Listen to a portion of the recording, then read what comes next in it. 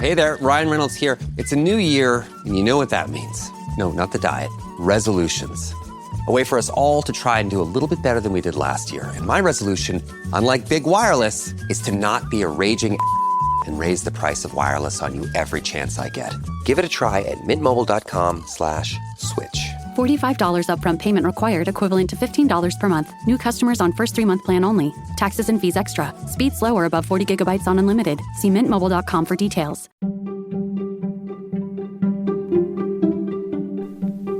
You're listening to Carbon Removal Newsroom, a weekly show about current events in the world of carbon removal, from technology and innovation to policymaking and job growth.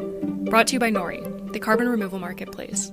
Hello and welcome to Carbon Removal Newsroom. I'm Radhika Mulgafkar, VP of Supply and Methodology at Nori. Dr. Gabrielle Walker is a leading carbon removal communicator and the founder of Curate and Rethinking Removals. She works with organizations of all kinds to raise the profile of carbon removal and help grow the industry. 2 years ago, she gave a TED Talk on CDR that has since become one of the most viewed videos on that topic. Today, we'll talk to her about her work telling the story of carbon removal, what she's hearing from corporate buyers interested in CDR, and how she would strategize around some of the biggest communication stories the industry has seen this year. Welcome, Gabrielle. Thank you. All right, well, let's just jump into it and talk a little about Curate and Rethinking Removals. So Curate works with corporate clients to create carbon removal portfolios. Right now, what are the types of questions about the carbon removal industry are companies asking you? Great question. And so Curate is actually a market maker in carbon removals. And so we're currently functioning as a broker. We source out carbon removals projects. We do the due diligence on them. And we have a very detailed and strict process given the absence of other standards and methodologies out there at the moment. But we also work with corporate buyers to try to help them navigate through what they should be buying and how they should be buying. And we think it's very important we put the removals together in portfolios rather than individual approaches. And there's a whole bunch of reasons for that. We're spreading the risk, spreading the cost, spreading the durabilities, and also spreading the bets into what's actually going to be able to scale at the rate that we need it. And so one part of our due diligence is do the projects we're working with have a route to scale? And is this money actually going to help them to scale? So that's what we do. But also, when talking about what companies are asking us, I should mention that beyond that, we're also investigating different financial products. What will it take to get money into the hands of the suppliers? And that's one of the most important things that's around at the moment. And then another is what software, what other things are going to be needed to be able to accelerate this industry? And the way our work as a broker is helping us understand the market very well so that we can develop the other products that are needed.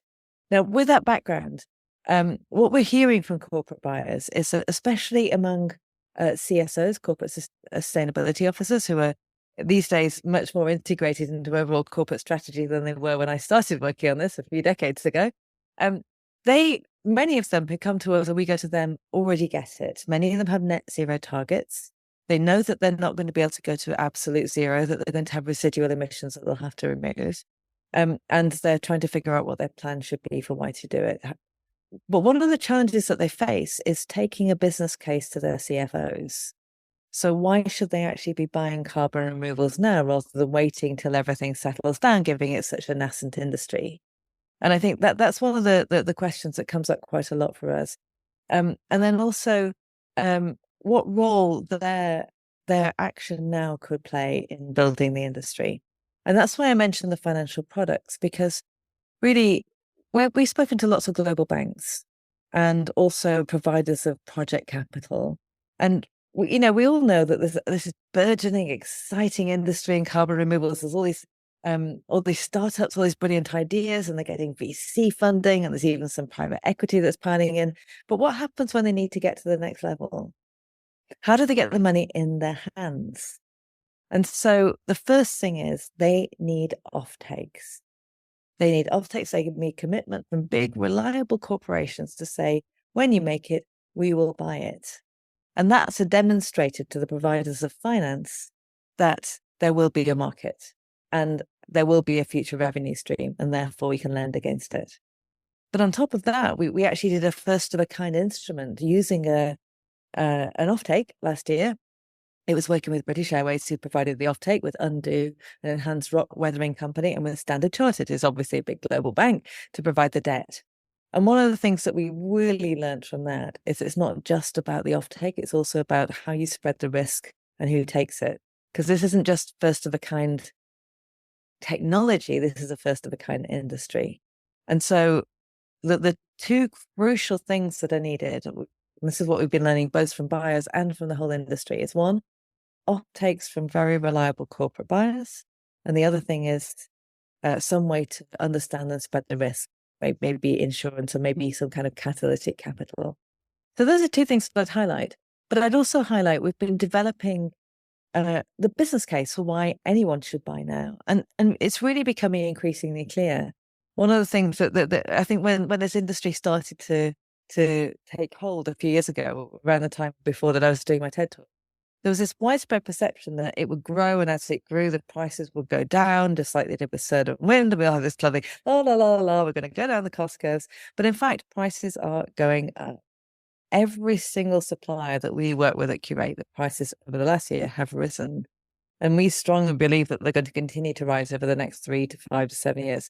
If we do our job right, if we get the offtakes out there, if we get the money in the hands of the suppliers, then we can start to get down the cost curves. But in the meantime, everybody is going to want a piece of this industry, and there just is not going to be enough supply. So that's the economics 101 recipe for prices going up. So one of the things that we say to the companies is, buy now, get an offtake that gets you very preferential rates because all of the companies want the offtakes. And then you can secure your supply at a rate that's actually going to be much more favorable now. And then the other thing that we've been telling them, of course, is that compliance is coming. So the Oxford Offsetting Principles was the first voluntary rule setter to come out and say, you need to start buying now, buying removals now. But then we're starting to see the work in the European Union. I think we'll come back to that later in the conversation, but policies around the place that are demonstrating that this is coming in the compliance space. And so, what we say back to the buyers that we discuss this with is those two things. The compliance is coming. And if you buy the offtakes now, because that's specifically what people need to get the money in their hands, we can get you really good rates for that. And then the final thing I'd say in this is it's all about portfolios. So quite a few big companies are doing one-off deals with individual companies, but it's a risky bet. It's a risky bet on the price. It's a risky bet on the technology. And so really spreading your risk and spreading your costs and spreading your opportunities across the range is what we strongly advocate. And that's what we build out to Curate. Super interesting, and all the stuff that we think about at Nori too, particularly that financing piece and the offtake and the risk spreading. But those are pretty sophisticated ideas. You're balancing both financial risk, first of its kind technology. So how do you feel the general corporate understanding is of CDR, and how did they respond to these, rather uncertain risks? So I think there are some players, and starting to be more, not just in the tech industry with the high profit per ton, we have money to put at risk category, but more in the kind of real economy, especially the ones that are kind of on the front line around compliance, for example, the aviation industry or some of the others like that, who are really starting to understand this better. But still, I would say not taking it as seriously as other solutions. So yesterday I was at Farnborough at the Sustainable Skies conference speaking about carbon removals, and almost all of the conference was devoted to sustainable aviation fuel. And then once in a while, someone would mention removals. And they're probably going to have to be at least equal solutions in this space. And they're probably going to, removals, the CEO of British Airways yesterday said their estimate is that the aviation industry can get to, throwing everything at this, can get to maybe 70 to 75% of the solution, which means that at least a full quarter of it is going to have to come from removals. And yet it's not quite there in the mentality. And one of my messages to the aviation players yesterday was, my advice is start thinking about carbon removals now the way you're thinking about SAF now, and not the way you were thinking about SAF 10 years ago, because we don't have 10 years to get carbon removals to the same space. So I think, awareness of this, but taking it seriously as an issue isn't maybe quite there in some of those industries. And then there are plenty of others who will say, you know what, we're working really hard on our reductions. We've heard the message that we should do first reductions and then removals. And so we're working on reductions. And when we get to the point where we need removals, then we'll start worrying about it. And I think that the message hasn't quite got across that if you don't buy now, if you don't make those advanced purchase commitments, then that not only will the supply not be available when you need it, but the limited amount of supply that will be there is going to be extremely expensive. So, for the world and for yourself, it's a poor solution. But at the moment, I think that's a message that's been being received from the voluntary rule setters first and next. And I know that the voluntary rule setters meant to say it's a hierarchy of priorities, but not a sequence. And so I think those are the two things that we're working very hard to try to combat. It's the spreading more of an understanding that there are the reasons to buy now and the reasons to take it seriously now as part of an overall plan. And then the final thing I'd say is that quite a lot of the less sophisticated players are just frightened by the whole offsets toxicity. And, for them, I think their perception is it's much safer and easier to do nothing than it is to act. And I have to say that this is a conversation that I'm starting to have with some of my friends and colleagues in the NGO space, which is it's really important to go after greenwashing, but it might be even more important to go after not acting. And I haven't really seen anyone being attacked for doing nothing. And therefore, that's what's the safe space for many corporates at the moment. And I'd like to see that change. Yeah, I could not agree with you more about the not acting part. It's very unfortunate. You led nicely into our next question, which is what part of Rethinking Removal's goal is to create space for difficult conversations around toxic issues. And I think some of the things you touched on might be the toxic issues that are holding CDR back right now. So can you expand on that a little more? Absolutely. And I think in a way, I came to carbon removals from carbon capture and storage. And I came to carbon capture and storage not because it was my great love, but because I realized it was one big area of the whole climate space that really wasn't getting attention, mainly because it was so toxic. And I've been working on climate change now for 30 years. So I've worked in more or less every aspect of it with more or less everybody. And so, in a way, I kind of have the luxury to choose where I point my attention. I really wanted my attention and energy and the networks and the people who are good enough to trust me and work with me to be targeted to areas that really needed a kind of big picture approach and a non-partisan approach. So that's why I went to carbon capture and storage, and I realized that carbon removal is even more toxic and even more important to get right because it plays an even bigger place in the whole climate space. So that's kind of why I'm in it, to see what I and we can do to help build bridges and to make more inclusive narratives. Now, that emphatically doesn't mean convincing people to change their minds or getting people to see reason or anything like that. Well, all of our work is really talking with an extremely open mind to everybody. When I say everybody, I mean everybody across the ecosystem. So every different kind of carbon removal, from what some people call nature-based ones all the way through hybrids and techs, different approaches to the same, different technological approaches to the same overall way of doing removals, but also to people outside carbon removals in the climate space, to policymakers, to think tanks, to people who focus on nature and biodiversity, and understanding where they all sit and how carbon removals fits or doesn't fit within their worldview, and then trying to see how we can reconstruct worldviews to make them sufficiently inclusive. Because there are definitely trade-offs in this space, of course, but there's fewer trade-offs than people think. And so I think that actually looking for, I learned a new word yesterday, underlap. You want to avoid overlap so you're not duplicating, but you want to avoid underlaps where there's actually quite good synergy between different approaches, and that they don't need to be in opposition if you can frame them right. So one example of this is direct air capture in Kenya. So this is a really interesting one. I've been working with the brilliant guys down there with Africa Climate Ventures and the Climate Action Platform Africa, with Octavia. Bottom line is that when people think about the global south and carbon removals, of course they think about trees and soils and nature, but they don't think about tech. They think that tech is all about the global north and it's about industrialized nations. And that ain't necessarily so. that the Great Rift Valley in Kenya is a brilliant potential place to do direct air capture. Why? Because it's got two things that are absolutely necessary. One of them is fantastic storage. They've got fresh lava, just like in Iceland, so they can mineralize the CO2. The other thing is they have vast amounts of renewable energy, which is going begging, which cannot be developed because there's nobody to be a big industrial off-taker. And until there's a big industrial off-taker, it just doesn't pay to develop the smaller amounts. It just pushes the price of electricity up for everybody, and that makes it harder.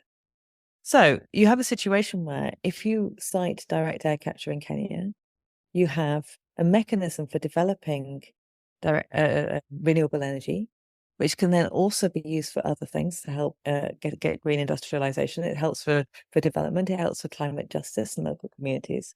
It also is a mechanism whereby money can go from the global north, where companies need to pay for removals, to the global south, who are the places that have done the least to cause climate change, and they're doing the most suffering from it, but are not getting money through aid in the pace that they need.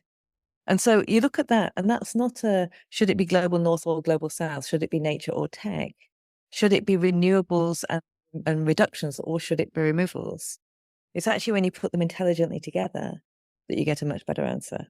So I would say that some of those toxic issues, by listening to everybody and helping to reframe them, you can get to much better answers. And the other thing I'd throw in on this is that I find we in the climate space are being attacked on all sides by, I don't know, you might call it the anti-woke brigade, you might call it it's a political issue, it's become part of the culture wars, and the attacks are coming in thick and fast. And so it's terribly disappointing that many of us are responding by attacking each other. And I think that's a space where we want to operate more. It's very understandable. But within the carbon removal space, there are direct air capture companies that are attacking each other. There are approaches, don't do biochar, do DAC, don't do DAC, do BECCS. And then within that, there's don't do nature, do tech, don't do tech, do nature.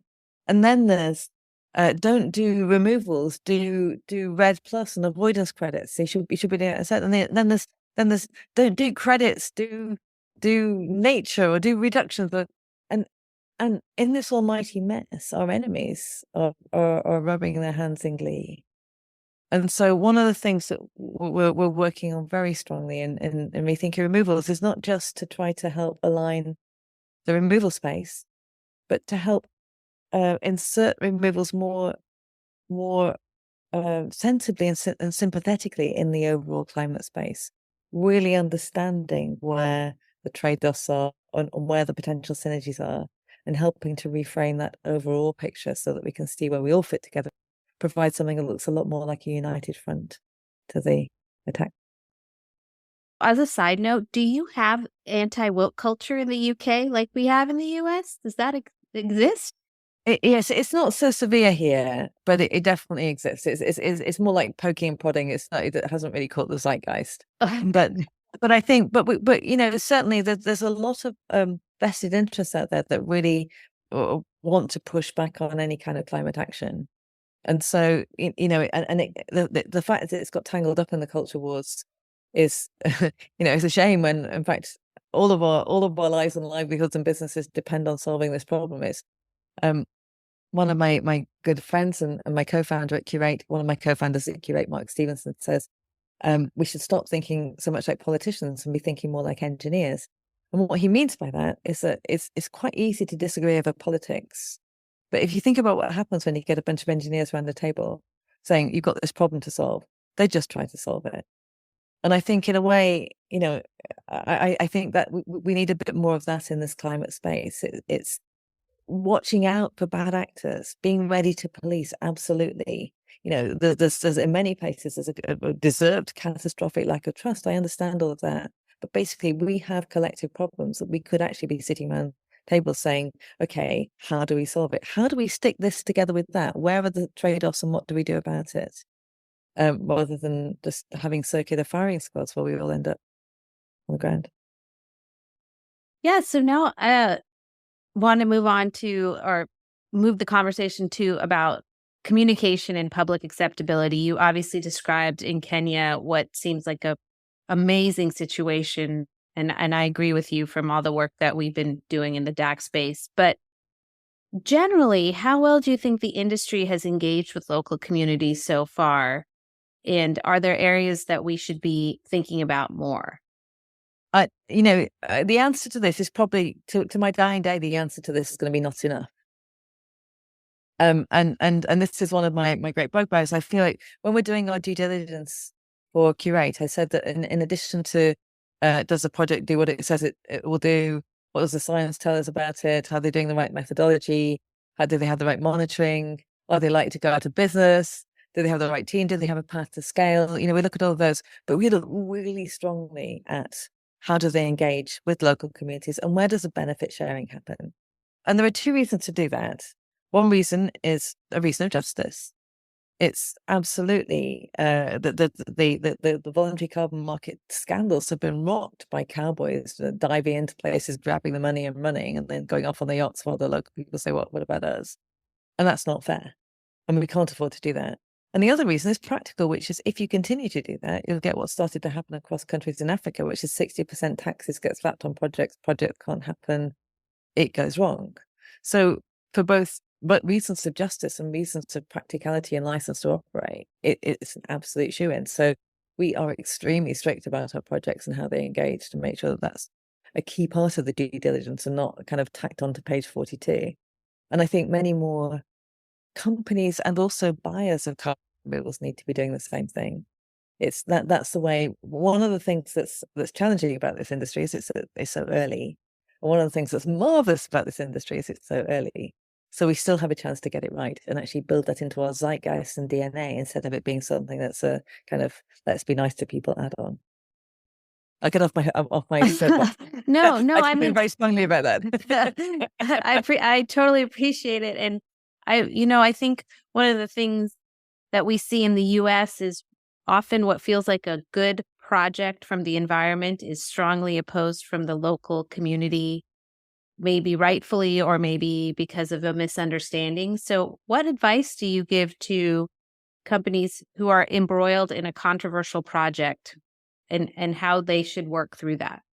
Yeah, the thing is, this isn't rocket science either. Every project that's ever been sited near to a community through all of history has needed to do the same thing, and it isn't rocket science. It's basically involve people from the beginning and give them a reason to care, give them a sense of ownership, and whether that sense of ownership is being involved from the beginning with the discussions and having clarity and having repeated town halls, and or some kind of ownership in the benefits that come from it. Specifically, it could be jobs, it could be profit sharing, it could be. But when local communities feel a sense of connection and ownership, they don't have a problem universally. So, there are people out there who are deeply suspicious of anything to do with many of these technologies or approaches, and who will try to find any way that they can to try to stop it. And if they can go in and have those discussions before anyone understands what the project is about, then that's already going to seed mistrust. And so you need to be engaged from the beginning. And also, it's absolute transparency. We humans are extremely good at understanding when we're being played eventually. And so just being very transparent about the project from the beginning and making it a kind of a sharing approach. And, the oil and gas industry have been doing this for years. They call it local content, and they know exactly how to go about making sure that they can get both the government and the local people on board. And as I said, it's not rocket science, and we need to be doing the same thing in the mobile space. My final question around this particular topic is, you alluded to it earlier, but there's a lot of resistance to CDR within some of the environmental movement.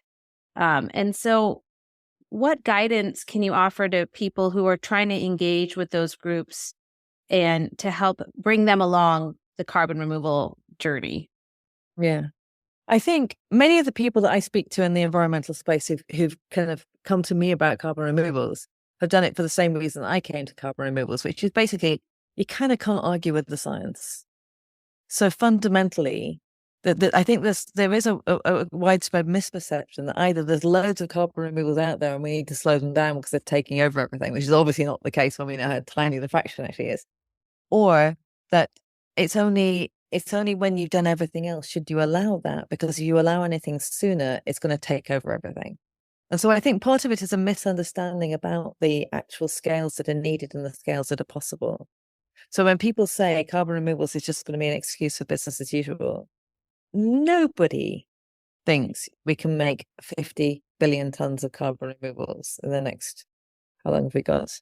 20, 25 years.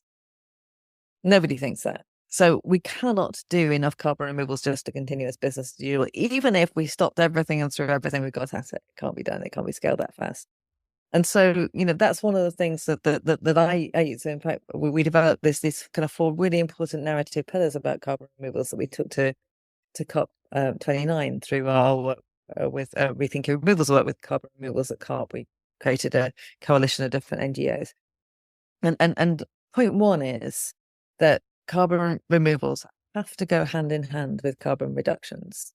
And not just like a kind of the normal, we should do both, shouldn't we? It's they literally have to go hand in hand, because if we do reductions and don't do removals, we might as well not bother. We're going to blast so far through our climate targets we're going to have to. If we do only removals and not reductions, same thing. So they literally have to go hand in hand. And every ton that we do not stop going in the air is yet another ton we have to take out. And it's already hard enough. So item 1 is they really are interconnected and they do go hand in hand. It's not, first one and then another, or only do one, or which one should we do? It really is both end. And the second one is that carbon removal is never, ever, ever an excuse for fossil fuel business as usual. And one of the reasons for that is, of course, we need to make the transition. But the other reason is we couldn't do it anyway. We can't make that many removals. And then the third part of the narrative is we really need to start now and not later. And lots of the kind of challenges come from we should only do it when we've done everything else. And that's for the reasons we discussed before, of course, which are if we don't start building the industry now, we don't have a cat in hell's chance of getting to the scale that we need. And then the final one is one that I've already slightly alluded to, which is in conversations with people who aren't necessarily yet on the carbon removals journey, just understanding the range of removals that are out there and the range of geographies that they can be applied to. So people hear trees or machines, and they don't understand. They don't know about ocean CDR. They don't know about BECCS. They don't know about enhanced rock weathering. They don't know about different hybrid approaches. They don't know about building materials. They don't, and different approaches to DACs and so and BECCS and when you start doing that, it becomes something that's much less like crazy people who think machines can solve everything and come into here, or it's just trees. Why don't we stop chopping down trees instead of just planting new ones? Right. So I think that range, and also the range of geographies. So not just the global north, an incredible development opportunity in the global south, and a redistribution of justice. And when you start to show that range, it becomes much easier for people who care about, as everyone indeed should care about, injustice in the global south, who care about balancing nature with tech, or who care about actually having climate solutions that match. And the final thing I'd say about this is that I told you I've been working on climate change for a really long time. I have never met any topic and anything that I've worked on before that has a better capacity to give people hope. When people haven't heard about it, they often say, I didn't know we could do that. There's this kind of sensation that it's all about just stopping the problem, and this kind of despairingly stopping the problem getting worse. At least try to stop it before it gets too awful. And the idea that we actually have an approach that can start to help us reverse it and clean up our mess is something that people really engage with. So those are some of my observations on narratives that are wider framing, that aren't saying us or them, and that really seem to land. I said it was my last question, but I have to ask you one follow-up, which is, here within the U.S., the oil and gas companies have done a lot of damage to communities around the Gulf Coast, right? They've been the victims of the extractive economy. But you mentioned oil and gas as being able to bring communities and policymakers along. And I, for one, believe they're necessary to the solution because they have a level of expertise that we need. How would you talk to those communities where they, I think, rightfully are anxious about the tech and don't want to hear about the science? They're just mad for rightfully frustrated after many, many years of being taken advantage of? It is a great question, and it's not just in places like that communities can feel taken advantage of. There's also communities feeling taken advantage of because carbon cowboys came in and grabbed the resources and the carbon credits and went off and got rich while the community's got nothing, and promised jobs didn't deliver, and the world has been like that for a long time, and so when there's deep mistrust and when there has been abuse, it's very, very difficult to get beyond that, and I think. When you said the tech, what I would say is that there's a whole, there could be a challenge if an oil and gas company goes along to a community that is already feeling battered and bruised and says, you know what, we're going to bring some more machines that are going to do this thing that you don't understand. You won't get any benefit from it. You won't get any jobs. You won't get any profit sharing. And it's probably going to be scary. Then, I would frankly oppose that. If it's a biochar or enhanced rock weathering where this is an opportunity to increase the yield on your crops and also to contribute to solving climate change, which you're already recognizing is having this impact. That's a very different story. And so, I think that's where the range of carbon removals actually comes into play. And then on top of that, I would also say that I've done a lot of work with oil and gas companies and continue to work with some of them, but there's some that I've stopped working with, and I'm really, really disappointed. I have looked their CEOs in the eye. I really believed what they were telling me, and I do not believe that they're committed to this. I think they're good people, and I think that they've told themselves a story. They've drunk Kool-Aid, and now they're just rowing back in a way that I find very disappointing. So, I feel burnt by it. Never mind else. And so I recognize that sensation. Well, I went to visit two places in the UK, East Anglia and Aberdeen, both very big kind of energy centres for us. Aberdeen for North Sea oil and gas, and East Anglia for similarly for oil and gas off the coast. And what was really interesting was the number of oil and gas service companies there that are now pivoting to service offshore wind. And they're doing many of the same things. So there's a kind of blanket, it's oil and gas or it's nothing. But actually, all around the oil and gas companies are many service companies that are now taking the opportunity to pivot. And they really understand the subsurface, can do some of these projects. So I don't know. I don't know what role most of the oil and gas majors are going to play in this. And I think they're foolish if they don't play a role. But I do think many of the service companies could be the ones that would be in play. That's cool. That's interesting. Never thought about that. All right. Well, last big topic, which is sort of news of 2024 or of, I guess, first quarter plus of 2024. Every organization needs a good communication strategy, including those in carbon removal. So we'll take a look at some of the biggest CDR stories of the year because you're also a storyteller, not just an expert in CDR. We know that the XPRIZE just last week released the 20 finalist teams for their $50 million grand prize. What should the public know about the diverse range of approaches and companies vying for the competition? This is so brilliant. And I love the XPRIZE guys. They are fantastic in what they're doing. And one of the things that's brilliant about what they did, of course, was that they had 4 different categories for their pathways in which the teams could pitch: the air, rocks, land, and oceans. And that already demonstrates one of the things that I've been saying earlier, which is that carbon removals are not just trees or machines. And this already demonstrates the range of ways that you can store carbon and do carbon removals. Then the other thing I'd say is that they have they have some of my favorite companies, and they're not allowed to say which, obviously. But they do have a demonstration of the ranges that I was speaking about earlier. So, like within the direct air capture category, they have companies located in Canada and the US, but they also have a company located in Kenya and one in Oman. And so it's already sort of demonstrating that this is not something that's just a kind of industrialized country's point of view, straight away from the range. And then, with enhanced rock weathering as well, they have Australia and the US, but they also have India. And so I think, and China, in fact. So I think that one of the things about the range of projects that they've clearly chosen them are very much on merit, and they're I think they were brilliant.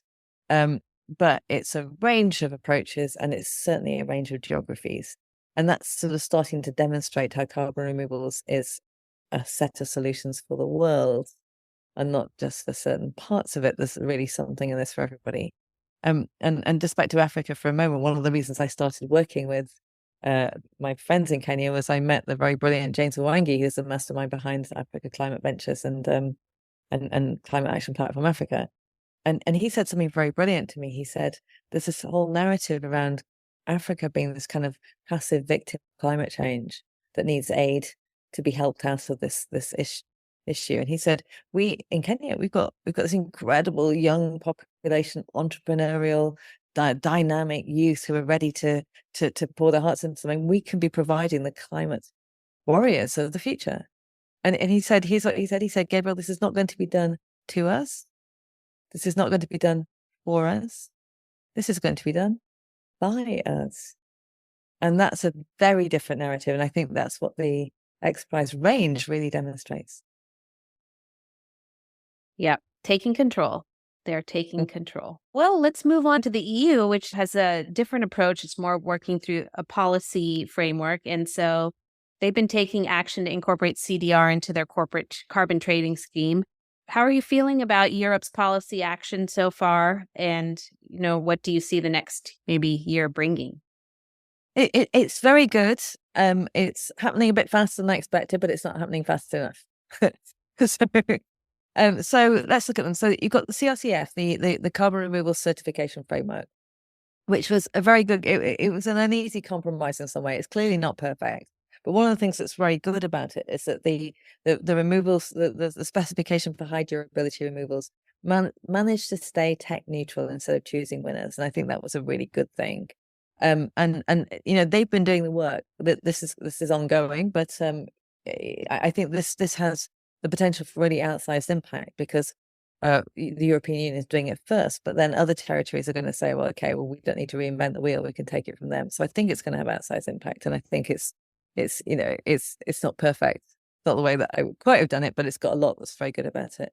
And then how that rhymes with the Green Claims Directive, which is an attempt to stop greenwashing, is also interesting and complicated. And there's lots of kind of, we need to make it better in these directions, conversations going on. But nonetheless, actually having laws in place to say, we'll come after you if you're greenwashing is actually quite helpful. The UK is likely to put carbon removals into their emission trading scheme before the European Union does. And there's even talk that might happen as soon as 2026. In the European Union, it's likely to be later. But I think, that the faster we can accelerate both understanding of carbon removals, the scale in the voluntary carbon market and what's demonstrably working, methodology standards, these are the kinds of things that are going to be necessary to be able to accelerate the pace at which removals can go into the ETS. And when they go into the ETS, that's a really big market. So we've got a very careful eye on the compliance markets too. And then the other thing to mention is that the European Union has now set its set its recommendations for its 2040 target. So it's already got the 2030 target. And for 2040, the aim is 90% emissions reductions, with the implication there that there's actually a carbon removals element, a specific carbon removals element.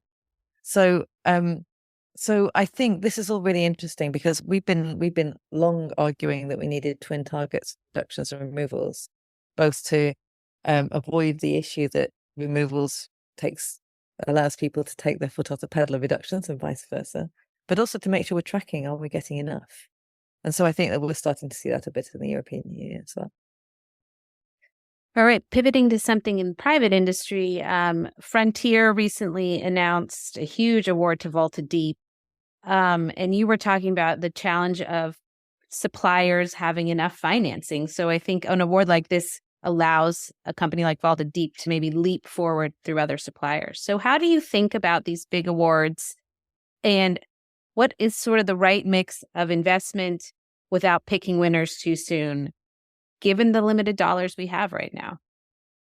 So another great question. And I think we have actually been very interested to see the kind of the balance of one of either bilateral agreements or kind of a slightly multilateral, as in with Frontier, or kind of more portfolio approaches among big corporate buyers. And one thing I'd say, I don't actually know the structure of the Frontier deal, Does some money get in? Is it money up front, or is it money when the carbon credits are delivered? I'm not sure myself. That's a really good question. It's Because an I think, offtake, as I yeah, understand it. exactly. So part of the issue is not just you need the offtake, as I described earlier with the Curate financing instrument we did. You need the offtake as a kind of basic minimum viable product for be able to get money in the hands of the suppliers. But it doesn't automatically happen as soon as you get the offtake. If the payment isn't up front, then you still have to, buy the shovels or build the machines and have the money to do that. So I think one comment to make here is that quite a lot of the big corporates that have made big purchases so far have done it on bilateral deals, and I understand why they want to do that. They can use their brand, they can get leverage, they can do better negotiations. It's risky because it is putting all your eggs in one basket, and it's a very, very young industry. And it's also not necessarily spreading the love when it comes to trying to get as many suppliers as possible, accelerating as fast as possible. And it's also not necessarily putting the money in the hands of the suppliers. So I think it's going to be very important to have sensibly put together portfolio purchases, and we haven't seen big ones of those yet. We're certainly working on that at Curate. And also tied along with the mechanisms that the money gets in the hand of the suppliers straight away. And that's going to be how we scale this industry. All right. Final question for you. So we've talked a little bit about some of the maybe headwinds against carbon removal and some of the unflattering media coverage that it has had because of bad actors. But as you look forward and you think about in 15 years, I think we're going to have projects that fail, not for lack of trying to do everything correct, but it's a new industry. We don't know everything.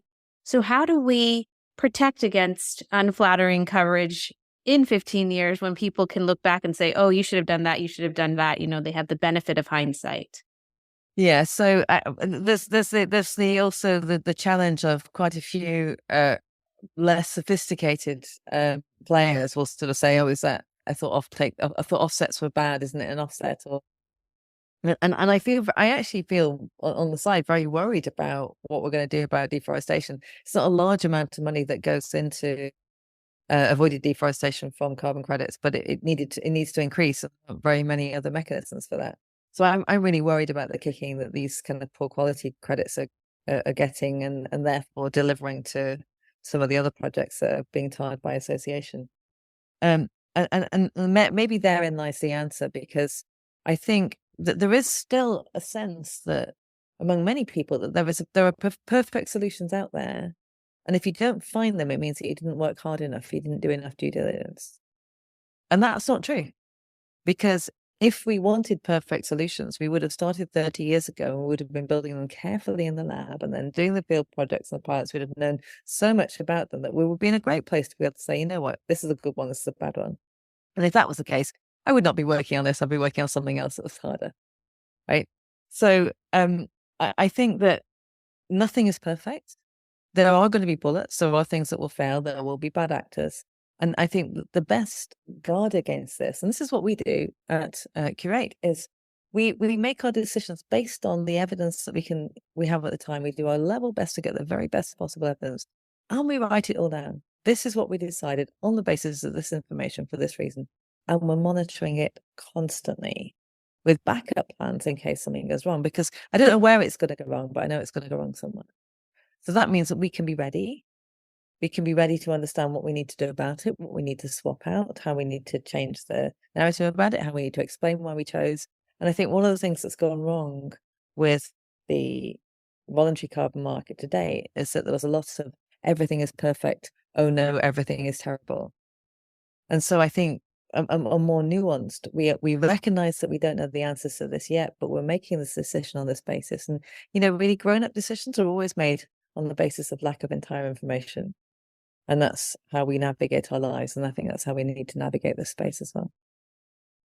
Well, Gabrielle, thank you so much for the conversation. I enjoyed it immensely, and I agree with everything you said. So thank you for joining me today, and I look forward to seeing what your organizations do in the future.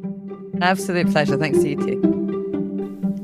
Thanks so much for listening to Carbon Removal Newsroom. If you like the show, the best way you can help us is by giving us a great rating and review in Apple Podcast, following the show on Spotify, and by sharing the show on social media.